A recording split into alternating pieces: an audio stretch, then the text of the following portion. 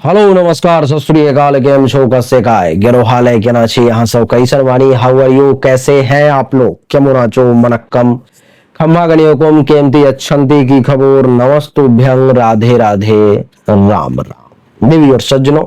आज के इस वीडियो में मैं राजा मिश्रा आपको बताने जा रहा हूं के नाम वालों के लिए 2025 का समय कैसा रहेगा। जैसे कि के से कबूतर, के से कामिनी, के से कमलेश, के से कमलदेव, के से कश्मीर, के से कृष्णमूर्ति इत्यादि के से बहुत सारे नाम हैं।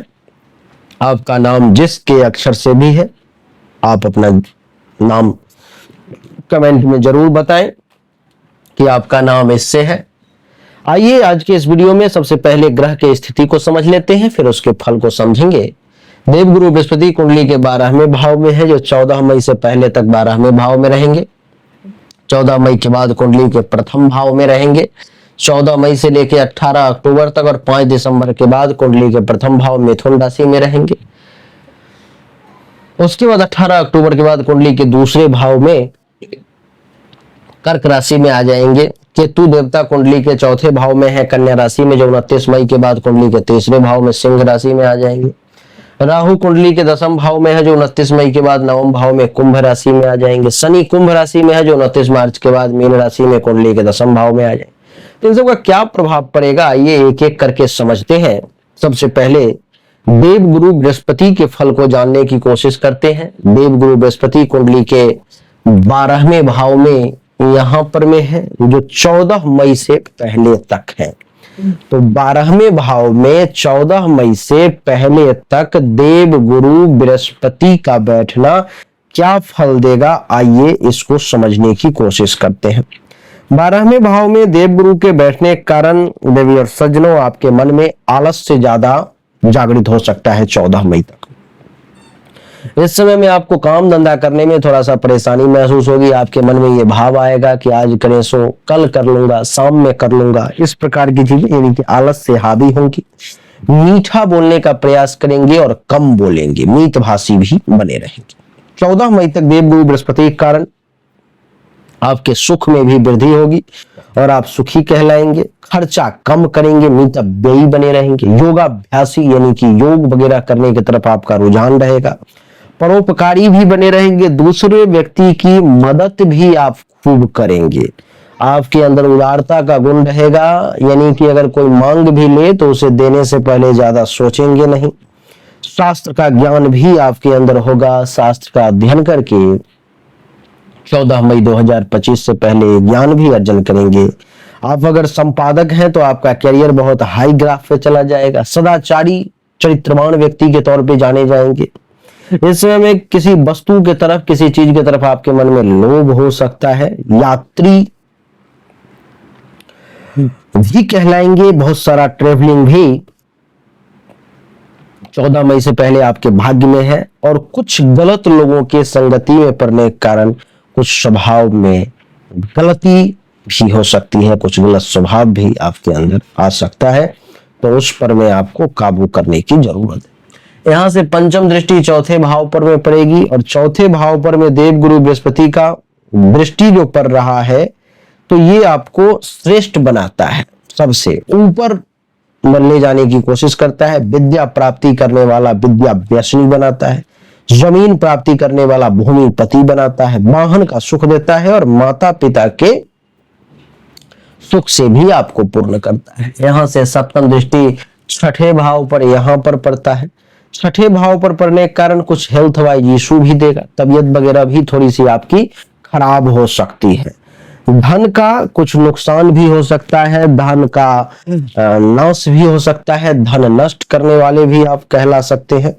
गुस्सा कुछ ज्यादा आएगा और कुछ चालाकी भी आपके अंदर आ जाएगी। नवम दृष्टि कुंडली के अष्टम भाव पर में है। 8वें भाव पर वो भी नीच की दृष्टि है।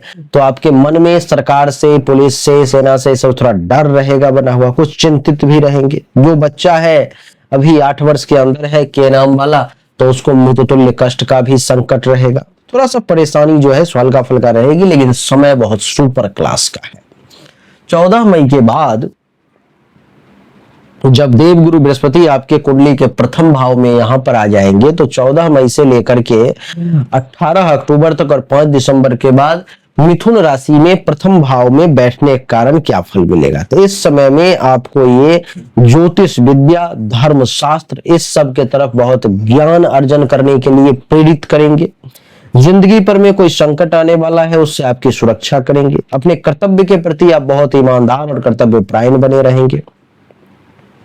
विद्या की भी प्राप्ति करके आप विद्वान कहलाएंगे, एक अच्छे कार्यकर्ता, तेजस्वी कहलाएंगे। और जो बोलेंगे तो उचित बोलेंगे, स्पष्ट बोलेंगे, ज्यादा बात को घुमाने की कोशिश नहीं करेंगे। स्वाभिमानी रहेंगे, चेहरा सुंदर दिखेगा, सुखी कहलाएंगे। विनीत यानी कि विनम्र भी कहलाएंगे। और धन का भी प्राप्ति होगा, अर्थात धनवान भी कहलाएंगे, पुत्रवान भी कहलाएंगे। और बड़े बड़े लोगों से मान सम्मान की भी प्राप्ति होगी और धर्म के पालन करने वाले धर्मात्मा भी आप कहलाएंगे। देवी और सज्जनों, यहां से पंचम दृष्टि देवगुरु की कुंडली के पंचम भाव पर में है। पांचवें भाव को पूर्ण दृष्टि से देख रहा है तो धनिक बनाने का प्रयास करेगा, कहीं ना कहीं से पैसा आ जाए। गुरु की ये कोशिश रहेगी कि आप ऐश्वर्यवान बन जाएं। गुरु की ये कोशिश रहेगी कि आपका नाम जो है विद्वान में विख्यात हो जाए, आपके संतान का आपको सुख मिले और कला की तरफ आपका रुझान भी रहेगा। सप्तम दृष्टि सातवें भाव पर में, यहां पर में धनु राशि पर में सप्तम भाव पर में दृष्टि पड़ने के कारण आपको इस समय में खुद में सुंदरता महसूस होगा। धनवान कहलाएंगे, कीर्तिवान कहलाएंगे, भाग्य का भी साथ मिलेगा। नवम दृष्टि नवम भाव पर में कुंभ राशि पर में है। ये कुलीन बनाएगा, भाग्यवान बनाएगा, शास्त्रज्ञ बनाएगा, धर्म के पालन करने वाले धर्मात्मा, स्वतंत्र संतान का सुख लेने वाला, दान पुण्य करने वाला और व्रत उपवास करने वाला भी आपको ये बनाएगा। जब 14 मई के बाद 18 अक्टूबर को देवगुरु बृहस्पति जब कर्क राशि में दूसरे भाव में उच्च के हो जाएंगे और 5 दिसंबर तक जब दूसरे भाव में रहेंगे तो महर्षि कहते हैं कि इसमें में शरीर आपका बड़ा सुंदर हो जाएगा। के नाम वाली भाषा बहुत मीठी रहेगी आपकी, संपत्ति की वृद्धि होगी, संपत्तिवान कहलाएंगे, संतान का भी सुख प्राप्ति होगा, बड़े बड़े लोगों से मान सम्मान की प्राप्ति होगी। हर तरफ से लोग आपको खूब मान सम्मान देंगे। अपने अच्छे अच्छे काम में आप लगे रहेंगे, सदाचारी कहलाएंगे, चरित्र अच्छा रहेगा, पुण्य आत्मा कहलाएंगे, भाग्य का साथ मिलेगा, शत्रु का नाश होगा, जीवन पर कोई संकट आने वाला है वो टल जाएगा, बिजनेस व्यवसाय आपका अच्छा चलेगा। यहां से पंचम दृष्टि जब देवगुरु की पड़ेगी तो कुंडली के छठे भाव पर में यहां पर में पड़ेगी, वृश्चिक राशि पर में। तो छठे भाव पर में जब पंचम दृष्टि पड़ी तो हेल्थ वाइज कुछ हल्का फल्का इशू, धन का कुछ नुकसान, गुस्सा ज्यादा और चालाकी भी आप खूब करें। सप्तम दृष्टि कुंडली के अष्टम भाव पर में मकर राशि पर में है तो ये आपको कुछ चिंतित भी करेगा और सरकार से कुछ आपके मन में भय भी रहेगा। नवम दृष्टि दसम भाव पर में, तो दसम भाव पर में जब ही दृष्टि पड़ी तो ये आपको बड़े बड़े लोगों से फिर मान सम्मान दिलवाने लगेगा। एक तरफ भय है, एक तरफ मान सम्मान है, दोनों तरफ से दोनों चीजें चलेंगी। आपकी जानकारी के लिए बता दूं कि सुख में वृद्धि होगी, धन की प्राप्ति होगी, संतान का सुख मिलेगा, जमीन वगैरह खरीदेंगे और ऐश्वर्यवान आप बने रहेंगे। तो बृहस्पति का समय कुछ मामलों में बुरा है, कुछ मामलों में अच्छा भी है। बृहस्पति के बाद अब बात करेंगे शनि की। देवी और सज्जनों, कर्म फलदाता न्यायाधीश शनि आपके कुंडली के नवम भाव में है जो 29 मार्च से पहले तक है। तो नवम भाव में शनि के 29 मार्च से पहले तक बैठने के कारण हेल्थ वाइज कुछ इशू आपको परेशान कर सकता है। शनि के कारण बात रोग के रोगी सावधान रहे, टहलने का ज्यादा मन करेगा, भ्रमणशील बने रहेंगे, बोलेंगे ज्यादा, कहीं बाहर जाने की इच्छा हो सकती है, भाइयों का सुख थोड़ा कम मिलेगा लेकिन साहसी बहुत बने रहेंगे। शनि की तीसरी दृष्टि एकादश भाव पर में पड़ेगी, तो एकादश भाव पर में पड़ेगी लेकिन नीच की दृष्टि है तो लाभ लेने में थोड़ा सा ये बाधक बनने का शनि जो है सो प्रयास करेगा। लेकिन इस समय में आपको जो है, जो वृद्ध व्यक्ति है उसको संतान का विशेष सुख प्राप्त होगा, संतान आपकी आज्ञा का पालन करेंगे। सप्तम दृष्टि तीसरे भाव पर में है देवी और सज्जनों, तो तीसरे भाव पर में सप्तम दृष्टि पड़ने के कारण जो है तो पराक्रम में वृद्धि होगी और कुछ धर्म से हट करके भी काम करेंगे। दसम दृष्टि छठे भाव पर में है, तो छठे भाव पर दृष्टि पड़ने के कारण शत्रु का नाश होगा, लेकिन आंख से संबंधित कुछ समस्या आपको परेशान करेगी 29 मार्च से पहले। 29 मार्च के बाद जब शनि कुंडली के दसम भाव में आ जाएंगे देवी और सज्जनों मीन राशि में, तो इस समय में जो है सो आपको खास करके इस बात का ध्यान रखना है कि आपके अंदर लीडरशिप क्वालिटी डेवलप होगी, आप एक अच्छे नेता बनेंगे, लेकिन भेदभाव किसी के साथ ना हो, न्याय व्यवस्था बना करके रखेंगे, विद्वान कहलाएंगे, ज्योतिष में बड़ा रुचि होगी, राजयोग का उदय होगा, एक अच्छे अधिकारी के तौर पे जाने जाएंगे, चतुर कहलाएंगे, महत्वाकांक्षी भी कहलाएंगे, इच्छा की पूर्ति भी करेंगे, परिश्रम में कमी नहीं करेंगे, भाग्य का भी खूब साथ मिलेगा और दूसरों की मदद भी खूब करेंगे, यानी कि परोपकारी भी आप कहलाएंगे। और आपकी जानकारी के लिए मैं बता दूं, कि इस समय में आपको पेट से संबंधित कुछ समस्या परेशान करेगी, लेकिन पैसा बहुत आएगा आपके पास। शनि के बाद राहु देवता की अगर बात करें देवी और सज्जनों, तो राहु देवता आपके कुंडली के दसम भाव में है। कब तक है? तो 29 मई तक दसम भाव में। दसम भाव में राहु के बैठने के कारण आलस्य पर थोड़ा सा काबू करें, खर्चा जरूर कम करेंगे आप राहु के कारण, संतान से हल्का फुल्का ये कलेश करवाने का प्रयास करेगा। राहु जब 29 मई को कुंडली के नवम भाव में आ जाएंगे देवी और सज्जनों, तो ये क्या करेंगे? परिश्रम बहुत करवाएंगे, बहुत भाग दौड़ करवाएंगे, लेकिन तीर्थ स्थल पर बहुत घूमने का अवसर मिलेगा, तीर्थाटन खूब करेंगे।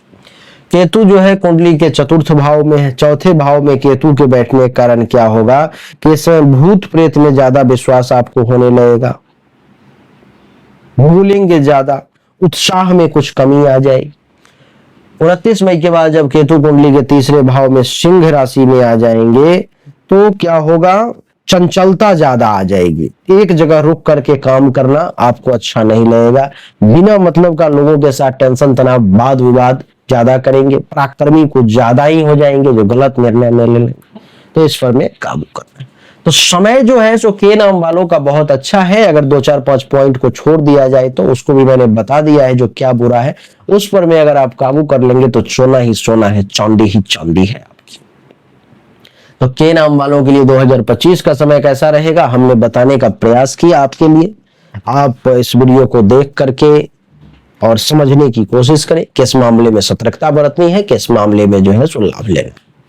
अच्छा लगा तो वीडियो को लाइक करें, शेयर करें, चैनल को सब्सक्राइब करके इसके बेल आइकन के बटन को दबाएं। एक बार फिर से आप सभी का बहुत बहुत धन्यवाद। Thank you so much. जय हिंद, वंदे मातरम। बोलिए राधे राधे, राम राम।